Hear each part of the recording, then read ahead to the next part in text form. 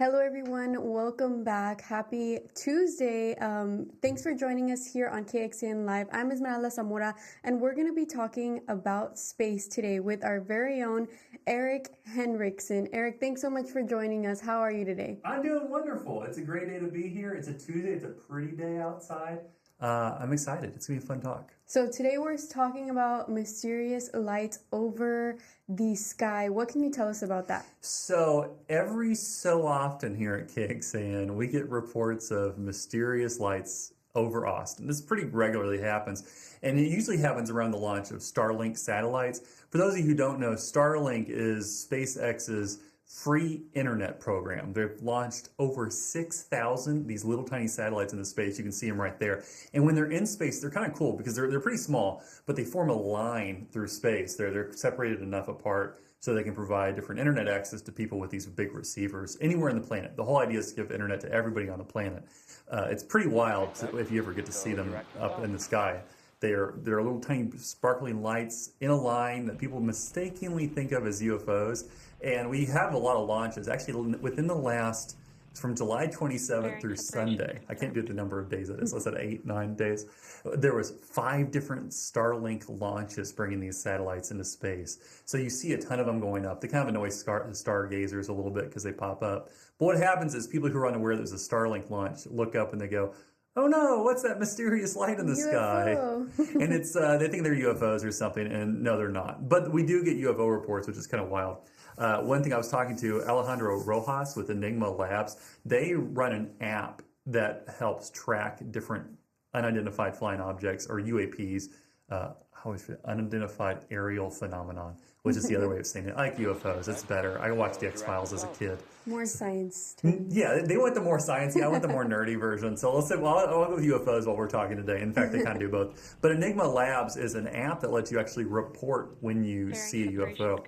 And Alejandro told me that the problem with what we see as Starlink is people mistaken them for UFOs. And here's what he had to say about that. People who report them, they get a little disappointed because they really think they've gotten something anomalous. And so that's just a giant disappointment. This is Enigma Labs' app. It's really cool.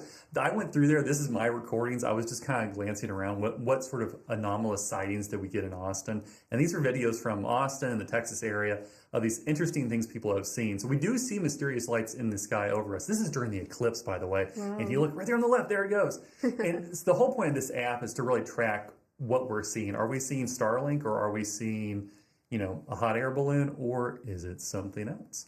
I like to leave the gap available for UFOs. What do you think about those? Are you a UFO skeptic? Do you believe? I believe in them. I don't have proof, but I like to believe that they are real. I mean, that's the fun part about them, is they are unidentified, And what happens is, the good thing about getting Starlink and kind of recognizing Starlink is that it allows us to take what's real and what's unidentified. What is the real unidentified things? Like that. Is that a balloon, or is it something else? So the app's helping this company, Enigma Labs, do just that. Alejandro had a thought about using this, kind of like why we need to use this app to identify the different objects. And here's what he said about that. Everything that can't be immediately identified as an unidentified object doesn't mean that it's anomalous or mysterious, but what it means is we don't know what it is yet.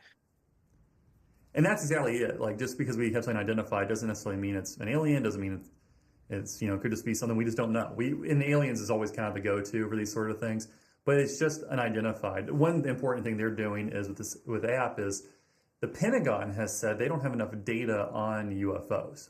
They just don't have it. And they did some, if you remember last year, they had different hearings over this subject.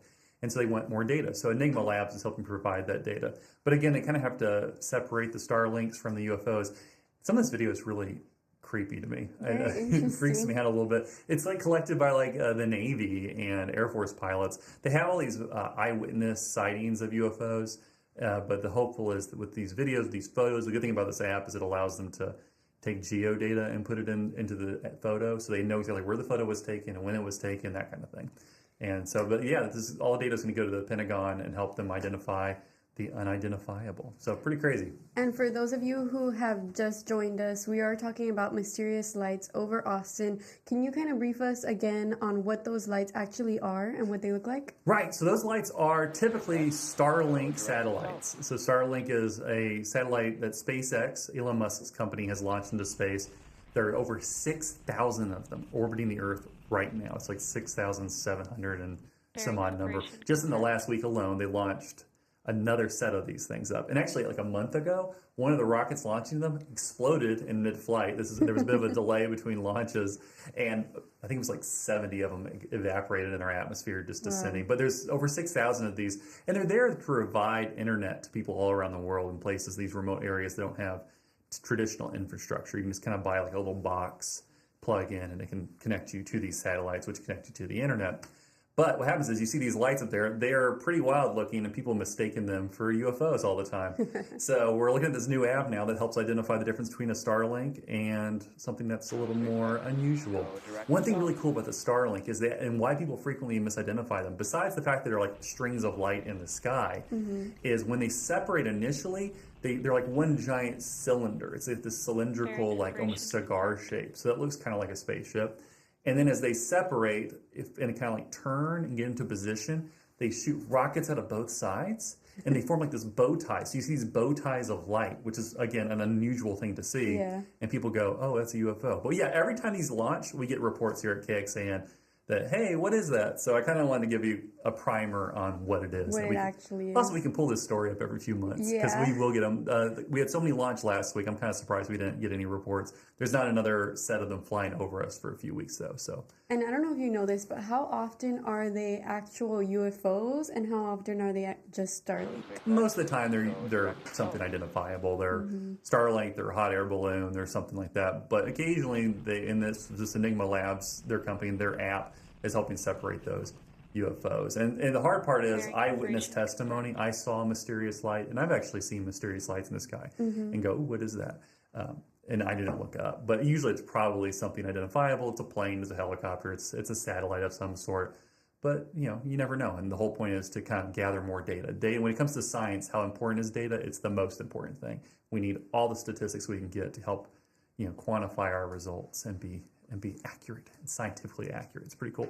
And by the way, the Perseid meteor shower, it's the biggest and best meteor shower of the year, up to 100 meteors per hour. It peaks this weekend. So if you see some mysterious lights in the sky over the next few days, it's probably a meteor. And on Saturday night, early Sunday morning, and then Sunday night, early Monday morning, you're going to see a ton of these things in the sky. It's going to be really cool. That's awesome. And if somebody wants to kind of track the Starlinks or see when they can see them in the sky, where can they go to find that information? So go to our story, KXAN.com. At the very bottom, I have 3 different websites that help do this. Some of them tell you like when they're coming near your area. Other ones can show you, it's like a geometric map of all the Earth and where all of them are at all the time. If you look at that map, it's pretty wild because you just have these strings of satellites just encircling the Earth. And then dozens of other satellites, hundreds of other satellites at this point. It's amazing how many things we've gotten up into space over the last, since 50s to now, 70 years. Pretty wild. In your report, like you mentioned on the KXAN website, you kind of spoke to more than one expert. Can you tell us a little bit about who you spoke with and what they had to say? I spoke with Alejandro Rojas from Enigma Labs, and he kind of gave me an idea of what they do. I also spoke with Michael Endel. He's a professor at Austin Community College, and he has a class he teaches on xenobiology, kind of like what would aliens actually be like. And he gave me his perspective, which is we need more data. We can use more information. I also spoke with some of the world's leading UFO skeptics about their opinions of this app and like, does it actually help us track UFOs? They don't believe in UFOs at all. And they said that this group is a bunch of straight shooters. The only issue is you have a lot of people sending in photos for every mysterious thing, so you have to identify them. But that's all, again, it's good data. Data is good as long as the data is solid and has enough information to prove it's solid, and you can hand it off to people who could use it for something else. Yeah, so this app pretty much helps scientists identify whether if it is a UFO or if it's just something like a Starlink in the sky. It's a fun app. I downloaded it. I played with it for a little bit. They have like different like sighting reports that are kind of fun to read. And it has like, oh, this is a cylinder UFO. This is a triangle UFO. Some pretty fun things on there. If you want like a good 20 minutes of fun and no interest in taking photos, download the app. It's pretty cool. Very educational. Yeah, exactly. It's educational but fun, which is what we do enjoy here. Yep. So, do you have anything else you'd like to share with us before we go about these mysterious lights in the skies? I think it's all great, mysterious lights. Take a look at it next time you see some Starlink. Now you know what they are, but don't forget the Perseids are this weekend. That's a great thing to spot. Go out early morning, Sunday morning, Monday morning. You can catch them kind of late in the evening, but it's a little rough. The moon's going to be at about half full. I don't think it's called a quarter or something, but it's like half of it's lit up, half of it's dark when you look at it. And it'll be up until about midnight. So it'll be hard to see meteors at that time. But if you're up late partying during like Austin Pride this weekend, head out someplace a little dark and you should be able to see them after midnight though, or early morning, Sunday morning or Monday morning. I'll come into work pretty early on Monday morning, so I'm hoping I can stop and get a good glance. And if I looked at our weather forecast, it looks like it's going to be pretty clear in the next few days. So you should have some very good spots to see some meteors in our skies. Yeah, and if you happen to find them in the sky, make sure you get a video or a picture and submit it to us to kxan.reportit.com. Yeah, absolutely. Yeah, report it at KXAN.com is where to send it. Send it right to us. It'll go right to our inbox. And we do love those photos. We'll reach out to you and get a permission form so we can put it on our website. I'm hoping we can get dozens and dozens of photos. So if you see some meteors, let us know. Yes, Eric and I are going to be doing this Space Talk segment every Tuesday at 9:30 a.m. So if you send us those videos, we can also share them here and talk about them with you all. Absolutely. We'll show off. There'll be some cool sights in our size. Really cool sights. Well, thanks so much for joining me, Eric. It was a pleasure to have you here and talk about fun things like space and lights in our sky. Thanks for being with us. Absolutely. Thank you for having me. Well, that's everything that we have for y'all today. Remember, later this afternoon at noon, we have a headline stream of all the latest headlines that happened last night and early this morning, both on our website and on our newscasts and here, of course. Don't forget to join us. Again, my name is Esmeralda Zamora, and this is KXAN Live.